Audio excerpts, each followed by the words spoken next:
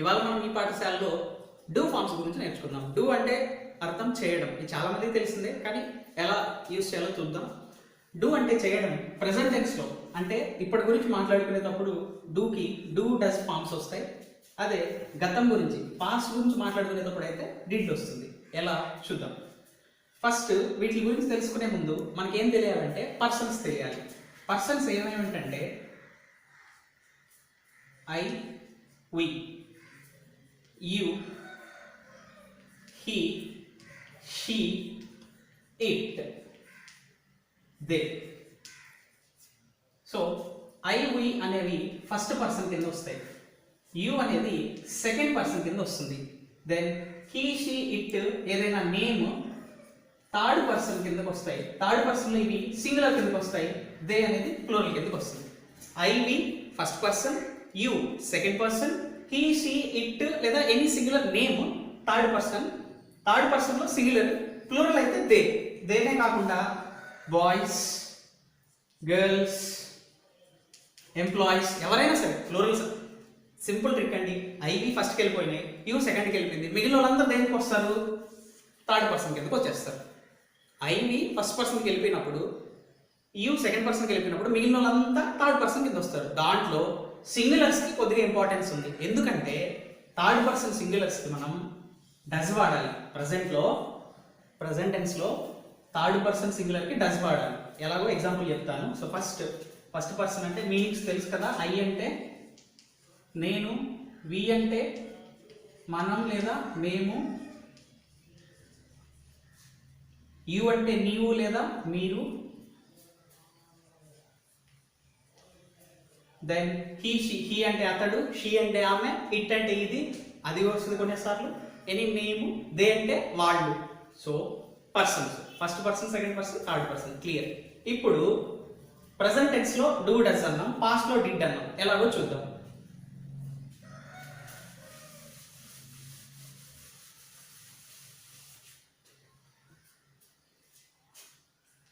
Suppose దీన్ని నేను positive, negative sentence కింద చెప్తాను. అంటే క్వశ్చన్ మార్క్ కూడా చేయొచ్చు ఒక సెంటెన్స్ని. ఎలాగో 3 చెప్తాను చూడండి. సపోజ్ డూని ప్రజెంట్ టెన్స్లో డూ డస్గా వాడతారని చెప్పాను. ఫస్ట్ ఈ రెండింటి గురించి చెప్తాను. Do does. Suppose I know the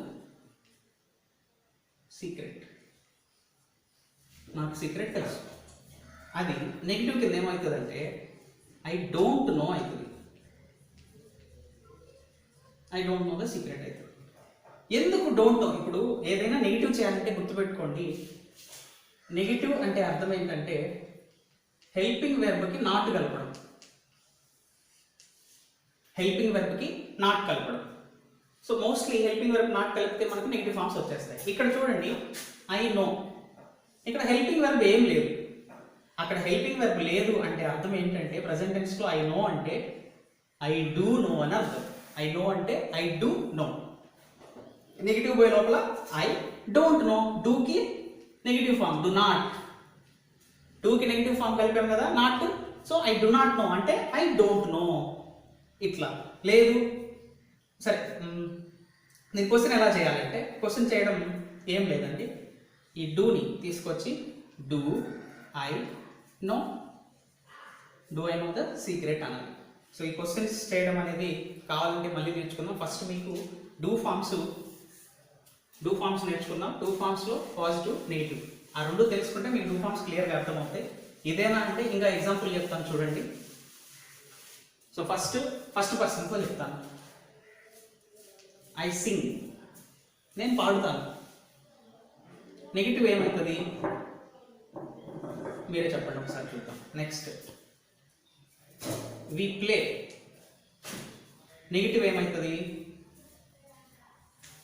next యూతో. So ఇప్పుడు చూద్దాం డూ ఫార్మ్స్లో ఫస్ట్ డూ డస్లు మనం తెలుసుకునే ముందు దాని పాజిటివ్, నెగిటివ్ ఎలా చేద్దామో చూద్దాం.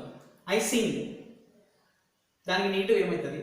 వి ప్లే, నెగిటివ్ ఏమవుతుంది? You know. అంటే ఫస్ట్ పర్సన్, సెకండ్ పర్సన్ మాత్రం చెప్తాను, తర్వాత థర్డ్ పర్సన్ చెప్తాను. సో ఫస్ట్ పర్సన్లో ఐ వి కదా. సో ఐ సింగ్ అంటే దానికి నెగిటివ్ ఫామ్ ఏమవుతుంది అంటే I don't sing. I don't sing అనాలి. ఎప్పుడైనా ఎవరికైనా చెప్పాలంటే do you sing? Yes I sing అని చెప్పాలి. ఐ సింగ్ అంటే నేను పాడుతాను. నేను పాడను అంటే ఐ డోంట్ సింగ్. నేను పాడను, I don't sing. I not sing అని చెప్పకూడదు, ఐ డోంట్ సింగ్ అని చెప్పాలి. అదేంటి మీరు నాట్ పెడితే చాలు అన్నారు కదా, మరి నాట్ పెట్టాలి కదా. సో ఐ నాట్ సింగ్ అలా అనకూడదు, ఐ డోంట్ సింగ్ అనాలి. ఎందుకు అంటే ఇక్కడ ఐ సింగ్ అంటే అర్థం ఏంటంటే ఐ డూ సింగ్ అని అర్థం, ఐ డూ సింగ్ అని అర్థం. సో అప్పుడు హెల్పింగ్ వర్బ్ డూ అవుతుంది, హెల్పింగ్ వర్బ్ నాట్ పెట్టాలి కాబట్టి do not don't. I don't sing అవుతుంది. Next we play. దీనికి ఏమవుతుంది? We don't play. ఎందుకు? డూ ప్లే అని ఉంది, వి ప్లేలో వి డూ ప్లే అని ఉంది. So we don't play. You know అంటే యు డూ నో అని అర్థం. నెగిటివ్ ఏమవుతుంది? యు డోంట్ నో అవుతుంది, యు డోంట్ నో అవుతుంది. సో ఏదైనా సరే ఏ వెర్బ్ తీసుకున్నా ఇంతే. ఏ verb, I right, I don't write. I read, I don't read. Next we hit the ball, we don't hit the ball. You play, you don't play. You like, you don't like. ఇట్లా ఏది తీసుకున్నా సరే మీకు ఇలా V1 do form లో ఉంది అంటే present tense లో మాత్రము, ప్రెసెంట్ టెన్స్ లో do don't ఈ విధంగా వాడాలి. ఒకవేళ డస్ వాడాల్సి వస్తుంది అప్పుడు ఎలా చూద్దాం.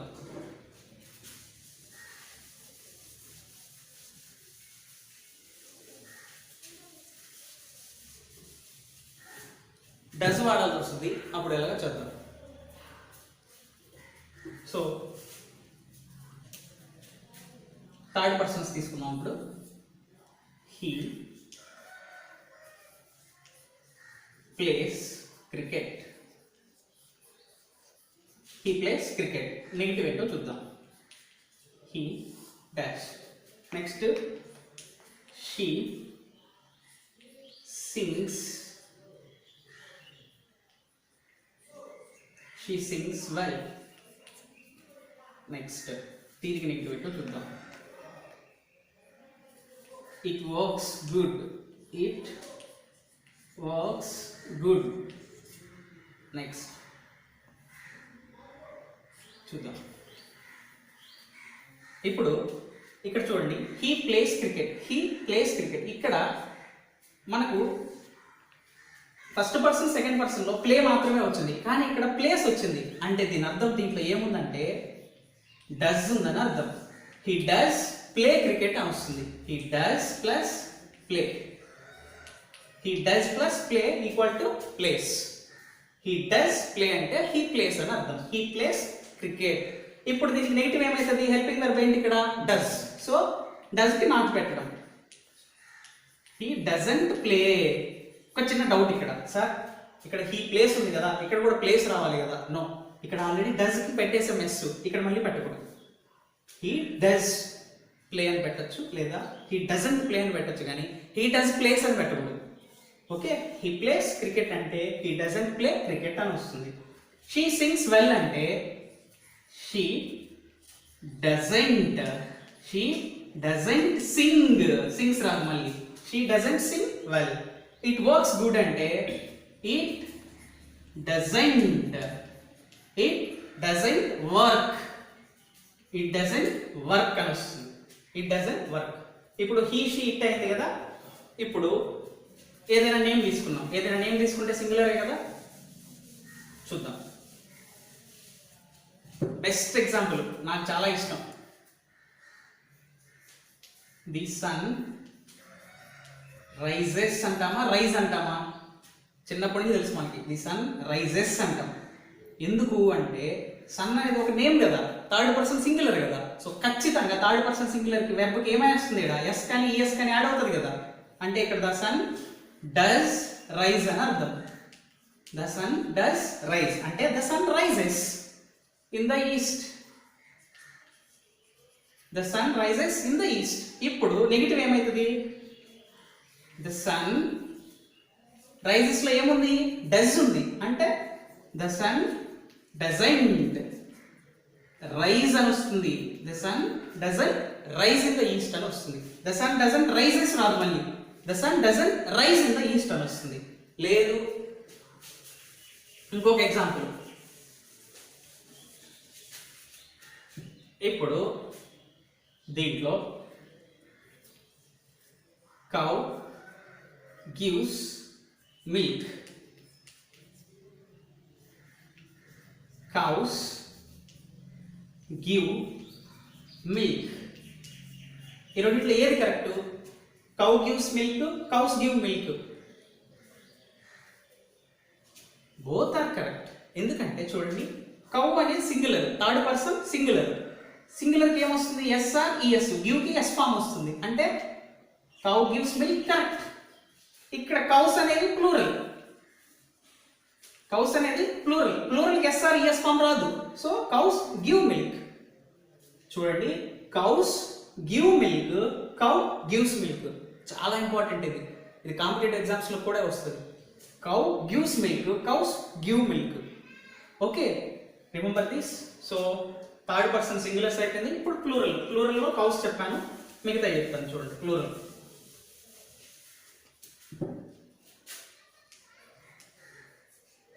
they read the paper, లేదా దే రీడ్ పేపర్. వాళ్ళు పేపర్ చదువుతారు, వాళ్ళ అలవాటు. దే రీడ్ పేపర్ అంతే. అలా కాకుండా హీ ఉండింది అనుకో, హీ రీడ్స్ పేపర్. ఎందుకు? Third person singular, plural. They read paper, he reads paper. Negative చేయాలనుకో, ఇక్కడ దే డోంట్ రీడ్ పేపర్ అని వస్తుంది.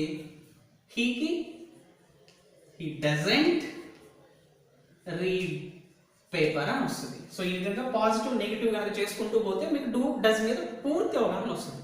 సో ప్రజెంట్ టెన్స్ లో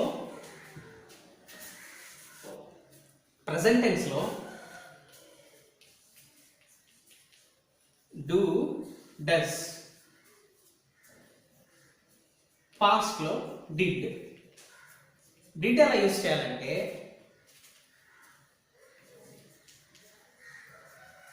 I played cricket,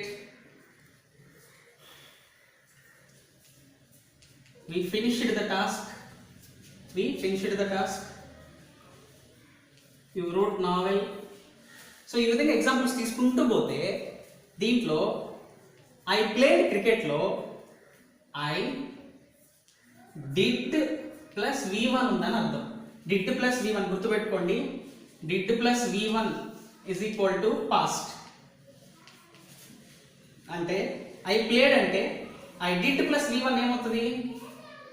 did plus play. I did play.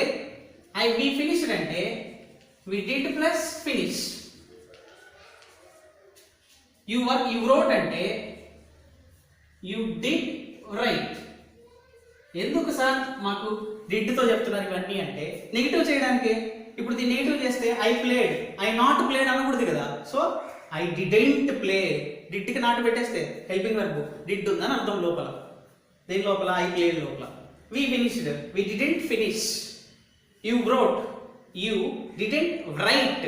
Did plus V1. I played అంటే I didn't played అనకూడదు, మళ్ళీ did plus V1 వాడాలి. అలా కాకుండా బెస్ట్ ఎగ్జాంపుల్ ఐ వెంట్ అన్న అంటే ఐ డిడ్ గో అని అర్థం. ఐ డిడ్ గో అంటే అలా ఉంది దాని లోపల అని అర్థం. మామూలుగా ఏమంటామంటే ఐ వెంట్ అని అంటాం. దాన్ని నెగిటివ్ చేస్తే ఐ డిడెంట్ గో అనాలి కానీ ఐ డిడెంట్ వెంట్ అనకూడదు. ఐ డిడెంట్ ప్లే అనాలి కానీ ఐ డిడెంట్ ప్లేడ్ అనకూడదు. ఓకే, సో ఈ విధంగా డిడ్ ప్లస్ V1 గుర్తుపెట్టుకోవాలి. So this is about do does did. Do does డిడ్ని పాజిటివ్గా ఎలా రాయాలి, నెగిటివ్గా ఎలా రాయాలి. మీరు మీ ఓన్ సెంటెన్సెస్ తీసుకోండి, ఓన్గా రాయండి, ఇంకోసారి చూడండి, అర్థమవుతుంది. I hope you understand do does did. మళ్ళీ చెప్తున్నాను, డూ డస్ డిడ్లో డస్ చాలా ఇంపార్టెంట్. థర్డ్ పర్సన్లో సింగులర్కి మాత్రమే డస్ వస్తుంది. డస్ అంటే అర్థము ఏ వెర్బ్ అయినా, ఏ వెర్బ్ తీసుకున్నా, మీరు ఏ వెర్బ్ తీసుకున్నా సరే దానికి ఎస్ లేదా ఈఎస్ లేదా ఐఈఎస్ ఇది యాడ్ అవుతుంది. సో ఫైనల్గా చూడండి, డూ డస్ ఈ రెండు ప్రజెంట్, డిడ్ పాస్ట్, ఇది గుర్తుపెట్టుకోండి చాలు. ఇప్పుడు డస్ ఎవరికి వస్తుంది అంటే థర్డ్ పర్సన్లో సింగులర్కి. సో అందుకే పర్సన్స్ తెలియాలి మనకు. డిడ్ అందరికి వచ్చేస్తుంది పాస్ట్లో, డూ ప్లూరల్కి వస్తుంది. So I hope you understand about do forms. Stay tune to ఈ పాఠశాల. Thank you.